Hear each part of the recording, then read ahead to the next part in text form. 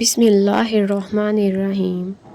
صدیوں پہلے اللہ تعالیٰ کے ایک عظیم نبی حضرت ابراہیم علیہ السلام نے دنیا کو توحید کا پیغام دیا۔ وہ ہر وقت لوگوں کو ایک اللہ کی عبادت کی دعوت دیتے تھے، مگر ان کی قوم بتوں کی پوجا کرتی تھی۔ حضرت ابراہیم علیہ السلام نے حق کی خاطر بے شمار تکلیفیں برداشت کیں۔ کبھی انہیں اپنی قوم کے ظلم کا سامنا کرنا پڑا، کبھی وطن چھوڑنا پڑا اور کبھی آگ میں ڈال دیا گیا، مگر ہر آزمائش میں اللہ تعالیٰ نے انہیں کامیاب فرمایا۔ حضرت ابراہیم علیہ السلام کی زندگی کا ایک غم یہ بھی تھا کہ بڑھاپے تک ان کی کوئی اولاد نہ تھی۔ وہ اکثر اللہ تعالیٰ سے دعا کرتے، اے میرے رب، مجھے نیک اولاد عطا فرما۔ اللہ تعالیٰ نے اپنے نیک بندے کی دعا قبول فرمائی اور حضرت ہاجرہ کو گھر ایک خوبصورت اور مبارک بیٹے کی پیدائش ہوئی، جن کا نام حضرت اسماعیل علیہ السلام رکھا گیا۔ حضرت ابراہیم علیہ السلام اپنے بیٹے سے بے حد محبت کرتے تھے، کیونکہ یہ انہیں طویل انتظار کے بعد عطا ہوئے تھے۔ حضرت اسماعیل علیہ السلام ابھی شیر خوار ہی تھے کہ اللہ تعالیٰ نے حضرت ابراہیم علیہ السلام کو ایک عظیم آزمائش میں ڈال دیا۔ اللہ کا حکم ہوا کہ اپنی اہلیہ حضرت ہاجرہ اور ننھے اسماعیل کو ایک ایسی وادی میں چھوڑ آؤ جہاں نہ پانی ہو، نہ درخت ہو اور نہ کوئی انسان آباد ہو۔ حضرت ابراہیم علیہ السلام اللہ کے حکم کے سامنے سر جھکا کر حضرت ہاجرہ رضی اللہ تعالیٰ عنہا اور حضرت اسماعیل علیہ السلام کو لے کر روانہ ہو گئے۔ کئی دنوں کے سفر کے بعد وہ ایک سنسان اور خاموش وادی میں پہنچے۔ چاروں طرف ریت اور پہاڑ تھے۔ یہی جگہ بعد میں مکہ مکرمہ بنی۔ حضرت ابراہیم علیہ السلام نے کھجوروں اور پانی کا ایک مشکیزہ وہاں رکھا اور واپس جانے لگے۔ حضرت ہاجرہ حیران ہو کر پوچھنے لگیں، اے ابراہیم، اگر ہمیں اس ویرانے میں کس کے سہارے چھوڑ کر جا رہے ہیں؟ حضرت ابراہیم علیہ السلام خاموش رہے۔ پھر حضرت ہاجرہ نے پوچھا، کیا یہ اللہ کا حکم ہے؟ حضرت ابراہیم نے فرمایا، جی ہاں۔ یہ سن کر حضرت ہاجرہ رضی اللہ تعالیٰ عنہا نے ایمان سے بھرپور لہجے میں کہا، پھر اللہ ہمیں ضائع نہیں کرے گا۔ یہیں سے اس عظیم واقعے کا آغاز ہوتا ہے، جس نے بعد میں قربانی، صبر اور اللہ کی اطاعت کی سب سے بڑی مثال قائم کی۔ حضرت اسماعیل علیہ السلام کی قربانی کا واقعہ اسلامی تاریخ کے عظیم ترین ایمان فروز واقعات میں سے مشہور شمار ہوتا ہے۔ یہ واقعہ صرف ایک قربانی کی داستان نہیں، بلکہ اللہ تعالیٰ کی اطاعت، صبر، یقین، محبت، وفاداری اور بندگی کی ایک ایسی مثال ہے جو قیامت تک انسانوں کو راستہ دکھاتی رہے گی۔ اس عظیم واقعے کا آغاز حضرت ابراہیم علیہ السلام کی زندگی سے ہوتا ہے۔ حضرت ابراہیم علیہ السلام اللہ کے برگزیدہ نبی تھے۔ انہوں نے بچپن ہی سے حق کی تلاش شروع کر دی تھی۔ ان کی قوم بتوں کی پوجا کرتی تھی، مگر حضرت ابراہیم علیہ السلام نے ہمیشہ ایک اللہ کی عبادت کی دعوت دی۔ انہوں نے اپنی قوم کو سمجھایا کہ یہ پتھر کے بت نہ نفع دے سکتے ہیں اور نہ نقصان پہنچا سکتے ہیں، مگر یہ قوم ان کی یہ بات نہ مانی۔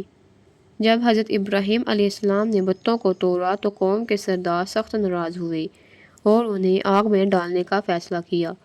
ایک بڑی آگ تیار کی گئی اور حضرت ابراہیم علیہ السلام کو اس میں پھینک دیا گیا، مگر اللہ تعالیٰ نے آگ کو حکم دیا کہ وہ ٹھنڈی اور سلامتی والی بن جائے۔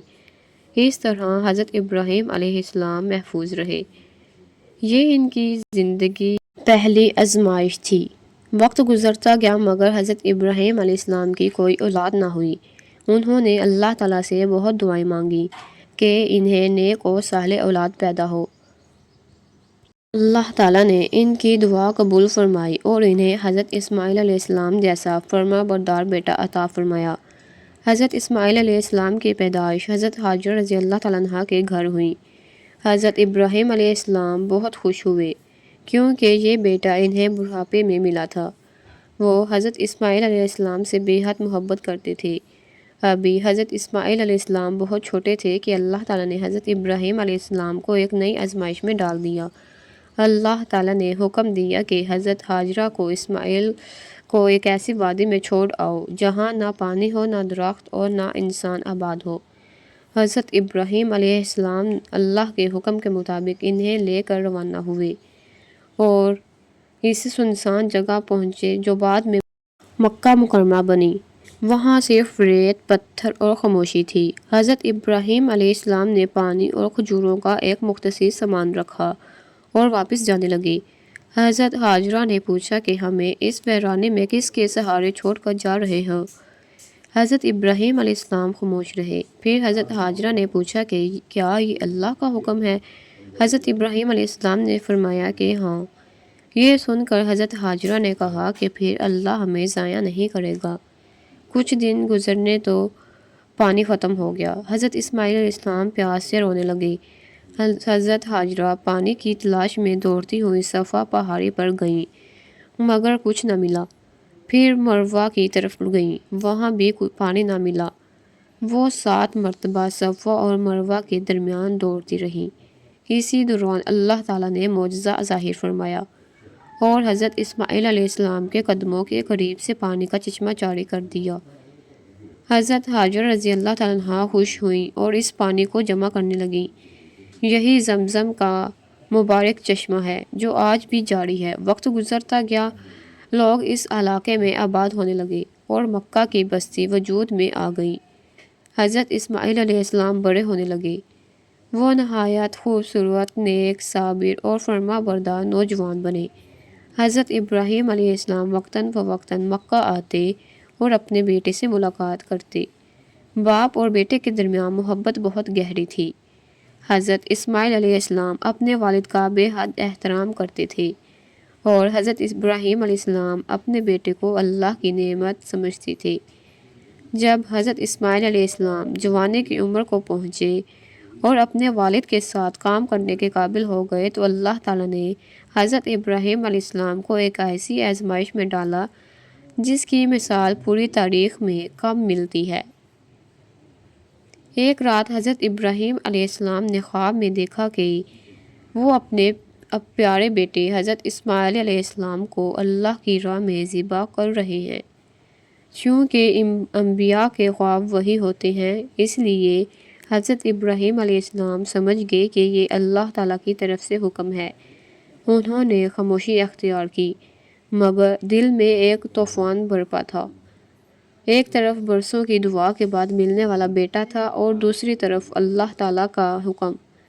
انہوں نے دوبارہ خواب دیکھا اور پھر تیسری مرتبہ بھی یہی خواب آیا۔ اب یقین ہو گیا کہ یہ آزمائش اللہ کی طرف سے ہے۔ حضرت ابراہیم علیہ السلام نے فیصلہ کیا کہ وہ اللہ کے حکم کے سامنے سر جھکا دیں گے۔ انہوں نے اپنے بیٹے حضرت اسماعیل علیہ السلام سے بات کرنے کا ارادہ کیا۔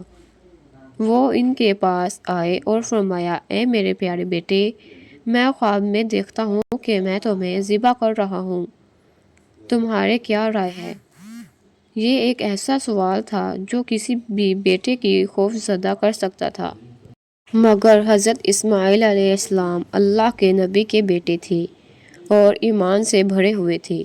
انہوں نے فوراً جواب دیا، ابا جان، جو حکم آپ کو دیا گیا ہے اسے پورا کیجیے، انشاءاللہ آپ مجھے صبر کرنے والوں میں پائیں گے۔